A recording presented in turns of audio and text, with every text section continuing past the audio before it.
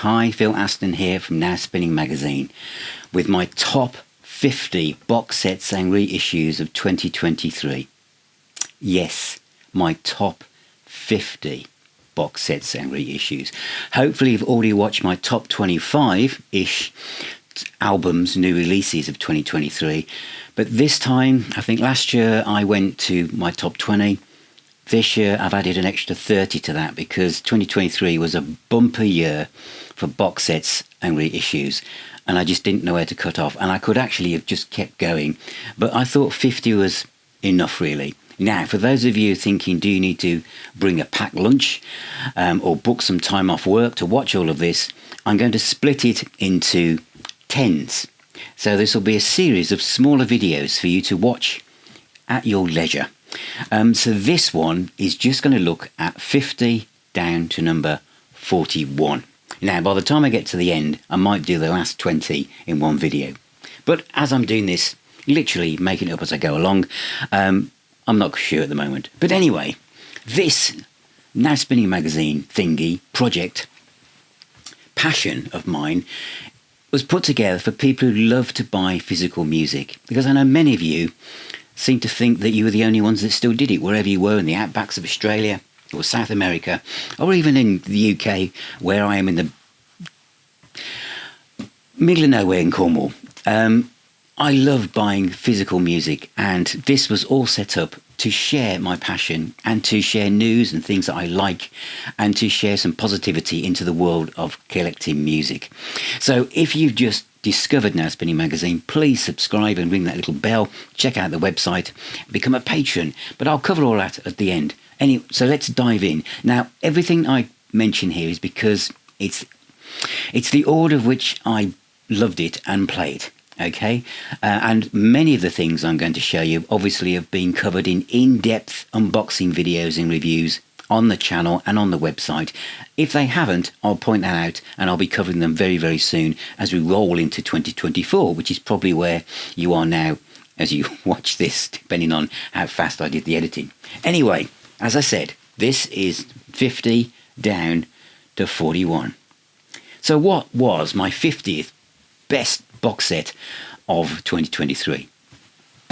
It is Graaf Generator, the Bath Forum concert, which was a 2 CD, DVD and Blu-ray disc, and I thought this was fabulous. Just three guys looking at each other at the corner of their eye to make sure they're all on the same page, creating music or playing music they created in a way that was just unique to them. I've become a big Graaf Generator fan from the larger box set, which I think got to number 1 in my list last year, and the other ones that have come along from Esoteric, and this indeed is from Esoteric and Cherry Records. The Bath concert, of course, was not that long ago in real terms, but it really was superb and is. So that's at number 50. At number 49 is Stephan Wolf, the Epic Years, from literally just 1974 to 1976. And the larger box set of the ABC years I covered in a separate video, and I've also covered this in a separate video, as I had with Graaf Generator. But I thought this was exceptionally put together, and the booklet for just 3 albums was the kind of thing you'd expect from a career retrospective of a bigger band. So well done to Esoteric again. I think Esoteric are another one of those labels, a bit like Madfish. I know they're part of Cherry Red, who seem to really think through the eyes of the fans. They really kind of, it's as if they're sitting around the marketing table thinking, what else could we do though for this? Is there anything else we could put in? Is there anyone else we could talk to? And that's how it comes across. Great booklet, great albums, great band. Next, I've kind of cheated by putting 2 albums in the same slot at number 48. Have I got that right? Yes, I have. 48. And it is Little Feat. These two CD sets, one for Sailin Shoes and one for Dixie Chicken. I bought the live album Waiting for Columbus, which I had for my birthday in 2023, so that came out in 2022, didn't it? And it's quite expensive, but it turned me on to a band that missed out on. And so, having gaps in their studio output, I thought I'd give these a go. Originally produced by Ted Templeman, but they sound stunning, and they both come with like concerts from the time, 73 and 71 respectively, and they sound absolutely amazing. Great booklets, wonderful sets from Warner Brothers and Rhino. Excellent stuff. I'm just looking over there every so often because that's where my monitor is, so I'm just making sure everything is working, in case you're wondering. So next, at number 47, is another band that I missed out of at the time, and I haven't reviewed this yet on the channel, and that's coming in January, and it's Lillian Axe. Now this is superb. This is 7 CDs packed full of bonus tracks. They're all about 70-80 minutes long, from a band that in the early 90s, I was buying a house, raising a young family. I hadn't got time to keep up what was going on. And of course, everywhere around me, with regards to rock music, was grunge, which I love now, especially bands like Pearl Jam, Soundgarden, etc., Screaming Trees. But I missed out on a lot of what were seen as traditional classic rock bands that still flying the flag. And Lillian Axe were one of them. I have to say, the first album cover, which I remember seeing, was this one. And I think that probably stopped me buying anything else or even listening to them. Wrongly. So there's a lot to explore in this box set. As I said, 7 CDs, literally the entire output from that period right through to 2004. And it's really, really exciting, great rock music. And I'll be doing a full review very, very soon. But that is at number 47. Another one I have covered, and it's been something I've been playing a lot. There'll be quite a few Purple-esque influenced tenuous links to Deep Purple members soon, and this is the first one, and it's Bernie Tormé, and this is Lightning Strikes 1982 to 1983, literally 12 months, 18 months period, and 4 CDs, and the 2 live ones are incredible. I'd only heard Turn Out the Lights. Again, watch my in-depth review on this box set. It's H&E Cherry Red Records, but it's brilliant. So if you missed out on Bernie Tormé, really give that a listen. My next one is a band that I only knew about from a Probe sampler with a big spider on the front, I think, called Handle With Care.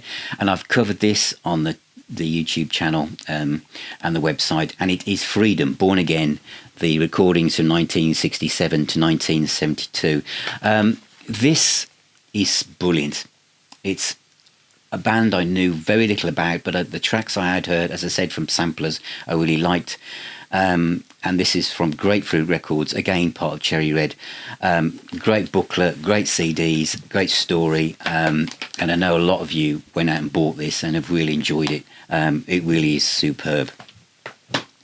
Next is another one that I've covered very recently, in fact, and that's Nektar, which is here, Remember the Future, the deluxe set. Again, Esoteric do such a brilliant job on these. Check out the unboxing video.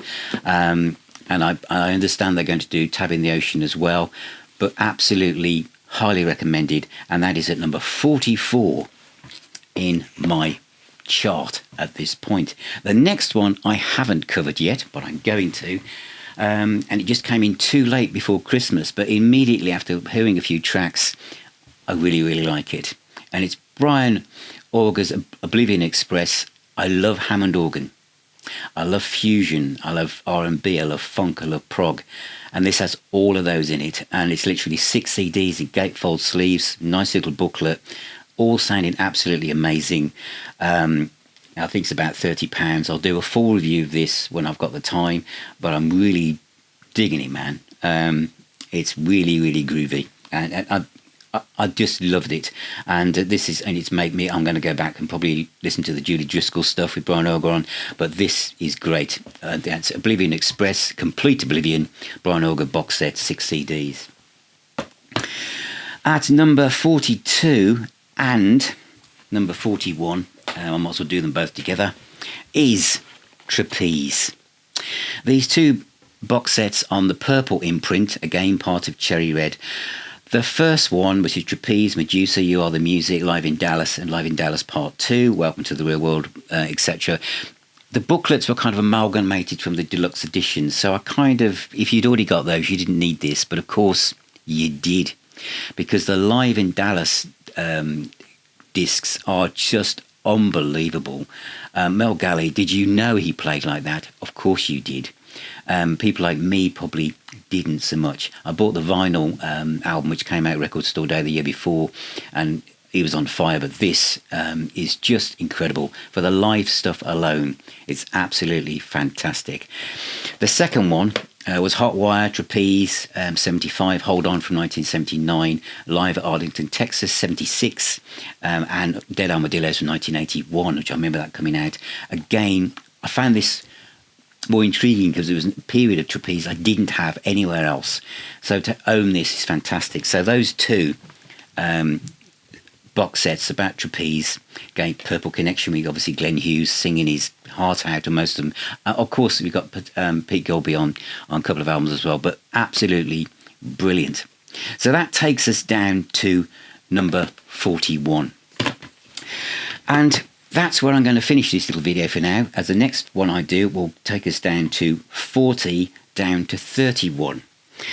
Which will be again the next instalment of my best box sets of 2023, including reissues. So to make sure you don't miss out on the next instalment, subscribe, please, ring that little bell, check out the website, become a patron or YouTube member, and you'll see all of these way in advance of them going out to the general public, and lots of outtakes and exclusive content as well. And of course you can cancel it anytime, or if you've enjoyed the channel this year, buy me a coffee via Ko-fi, and that would be wonderful to help me do more of these videos. So remember, music is the healer and the doctor. Take care, keep spinning those discs, and I shall see you all very, very soon.